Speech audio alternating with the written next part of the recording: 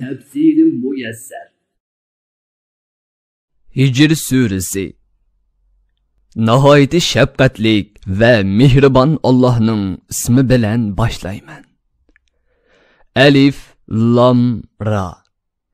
Bu xildagi harflarning bayoni Baqara surasining 5-ida o'tdi.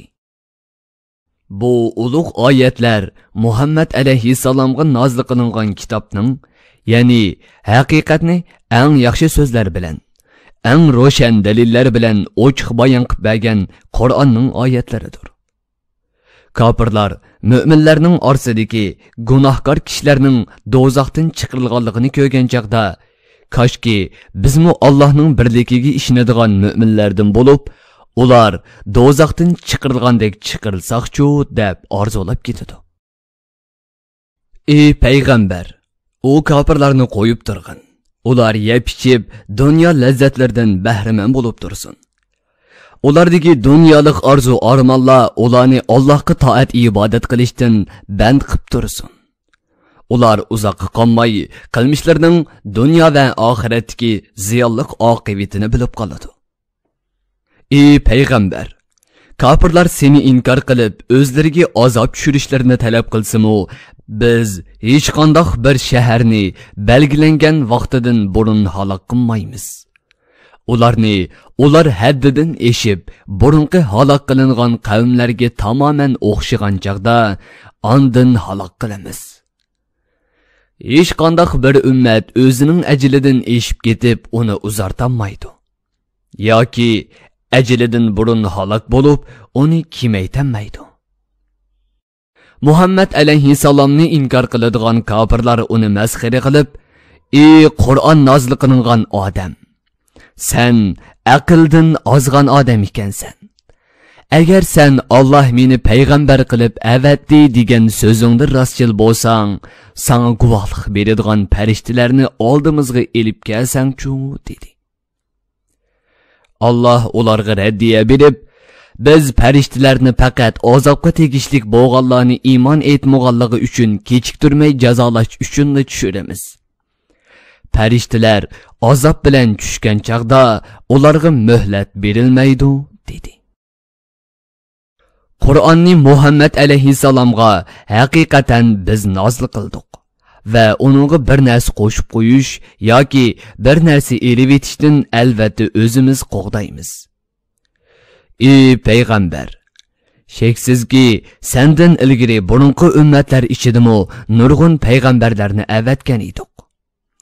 U ummatlarga qandoqli bir payg'ambar kelsa, ular uni masxara qilishdi. Bu oyatlarda payg'ambar alayhissalomga tasalli berilgan. Chunki arab mushriklari payg'ambar alayhissalomni masxara qilgandek, burunqi ummatlarning ichidagi kofirlarmi o'z payg'ambarlarini masxara qilgan.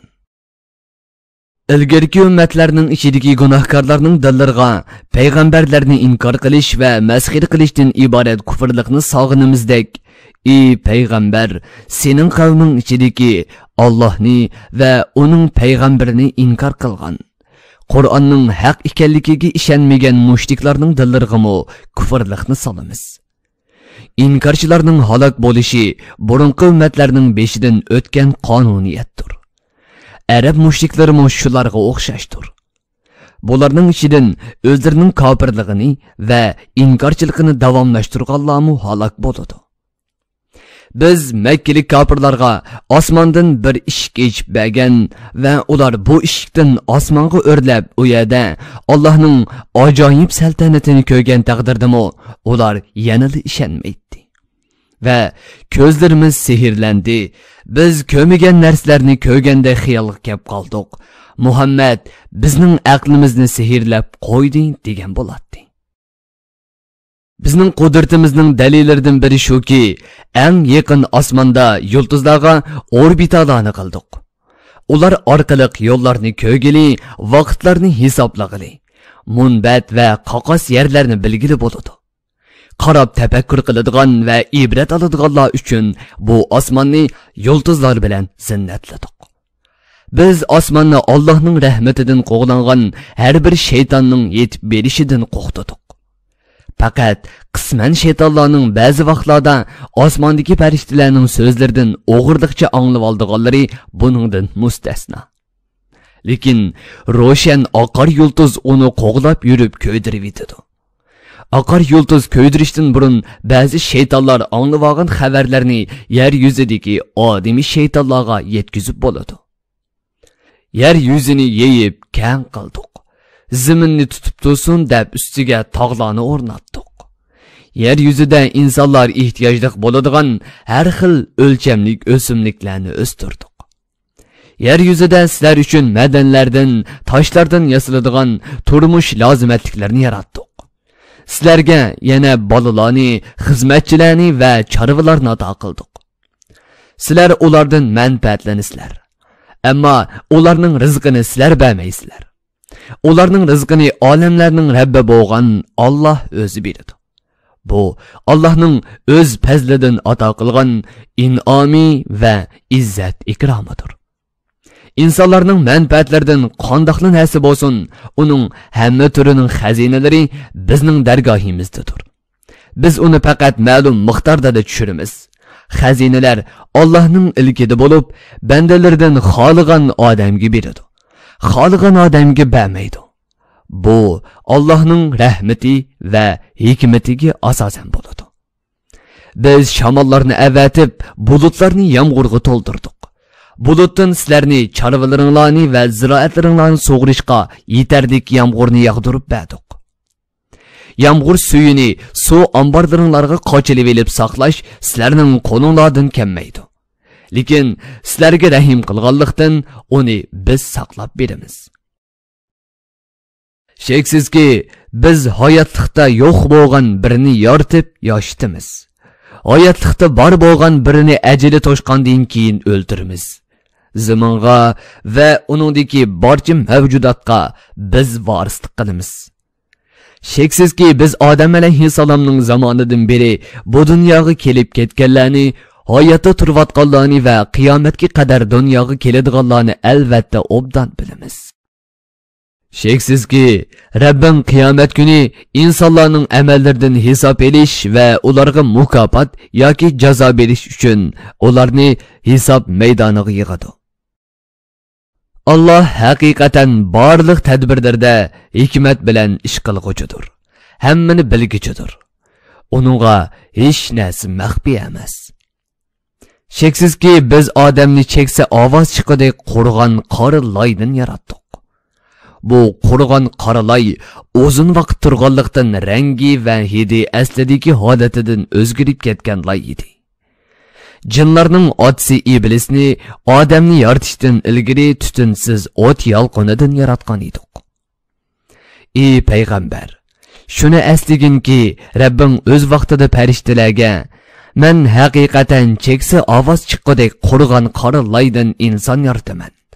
Men uni yaratib shaklga kirgizib, uning jon kirgizgan chaqda sizlar uningga hurmat va izzat sajdasi qilinglar degan edi. Farishtalarning biri muqammay hammasi sajda qildi. Lekin iblis farishtalar bilan birga sajda qilishdan bosh tortdi. Alloh iblisga sen nemishqa farishtalar bilan birga sajda qilmading dedi. İblis o'zining haqovirligini va hasadxo'rligini oshkorlagan holda sen rangi o'zgarib ketgan qo'riq qora loydan yaratgan inson mening sajda qilishimga loyiq emas dedi. Alloh uningga undaqda sen jannatdan yo'qol. Sen endi barcha yaxshilikdan yiroq qilinding. Mening rahmatimdan qo'g'landing. Sheksizki insonlar amallardan hisob berish va mukofot yoki jazolarni elish uchun tirildirilgan kunga qadar sana la'nat yig'ib turadi dedi. İblis, ey Rabbim, bandalaring tirildirilgan qiyomat kuniga qadar meni dunyoda qoldirgin dedi. Alloh uningga bo'ldi, sen barliq maxluqot tirildirilgan qiyomat kuniga qadar emas, balki birinchi qitimliq suri chelingandan keyin barliq maxluqot o'ladigan kunga qadar hayot qolasan dedi. Allohning iblisga mundaq fursat berishi uning gunohini texmo ko'paytirish va insonlarni sinash uchundir. Tafsirim muyassar. Bir guruhi ulamolar nashrga tayyorlagan. Tərcümə qılğucu Muhammed Yusuf Muhammed Tursun. Muharrir Abdurrahim Dövlət. Korrektor Abdulaziz Aqhun. 2020 yılı yanvar 1. nəşri. Teklimakan Uyghur nəşriyatı tərəfindən nəşr qılınğan. Mikrofon aldıda İmran Abdug'ani Sadai. Bu əsər əvlad detallarında tarqıtıldı.